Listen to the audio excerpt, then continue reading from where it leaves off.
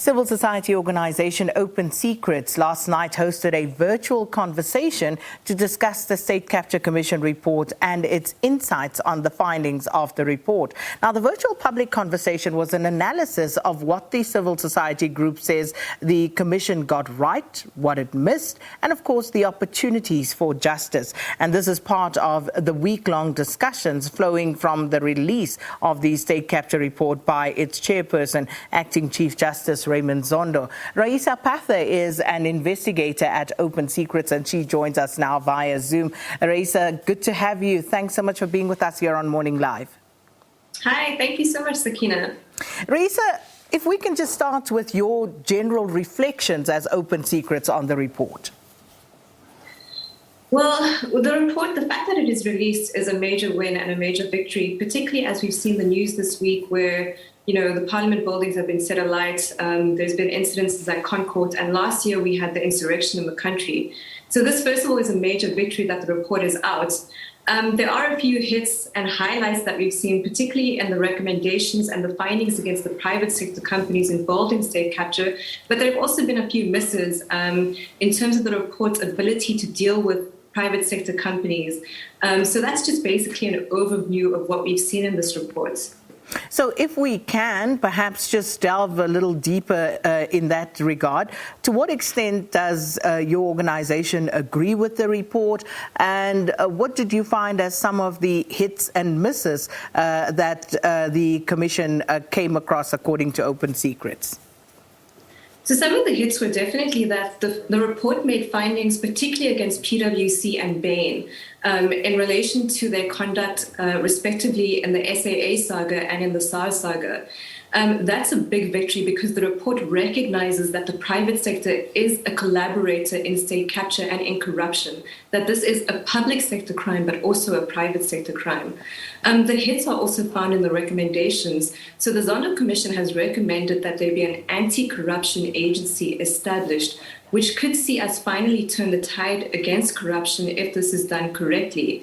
They've also recommended that private sector companies who are guilty of not fulfilling their duties in government contracts be disqualified or essentially banned from doing work with governments. And this could see private sector companies finally be held accountable and act as a deterrent for future crimes. Those are some of the highlights. Some of the misses, for example, however, are that the report made damning findings against PwC auditing firm and its partner Nkonki and the SAA saga, but this didn't necessarily carry through to the report's recommendations. So we're waiting to see what the report will find against auditing firms and how it will act on these findings, hopefully in later chapters. A major miss of the report was also that it did not mention the social cost of state capture. Now, the South African government has spent billions bailing out SAA.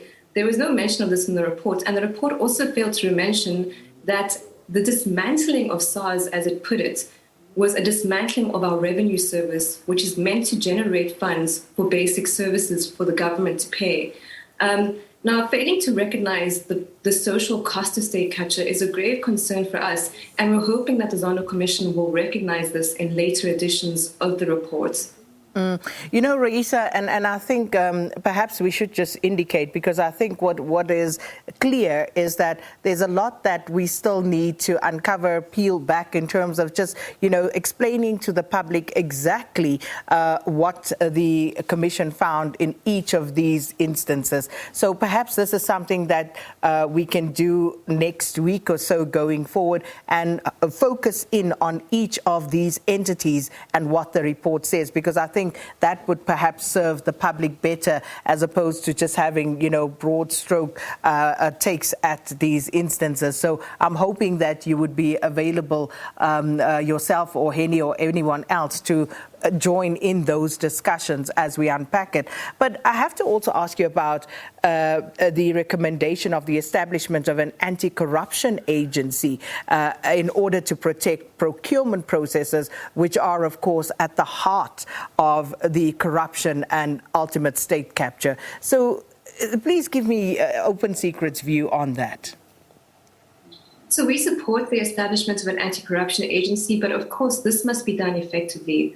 One of the mistakes that have happened, well, it's not a mistake, it's a deliberate action, but in the state capture, in the acquisition of state capture, key figures have appointed soldiers and footmen who would do the bidding of the Gupta regime and of Zuma to capture the country. Now, if we establish an anti-corruption agency, we must appoint people who are capable of understanding financial crimes, who understand the intricacy and have the skills to hold people to account. And this is something that we can't allow to be corrupted.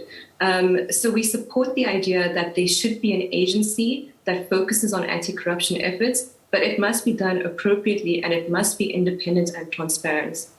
Raisa, I can't take any more time. We are out of time. But I just have to ask you a quick yes or no for now. We can elaborate at a later stage. But will Open Secrets be pursuing any of these matters dealt with or not dealt with in the report in general context of the state capture-related matters?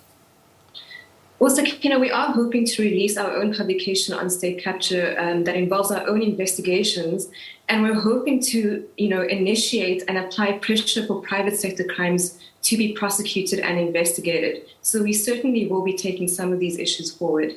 And we certainly will be speaking to you about that in greater detail. But thanks so much for this morning. Civil society organization Open Secrets, Raisa Pather there, an investigator at Open Secrets, giving the organization's perspective, very briefly albeit, on what the State Capture Commission report got right and what it missed. Let's take a quick break.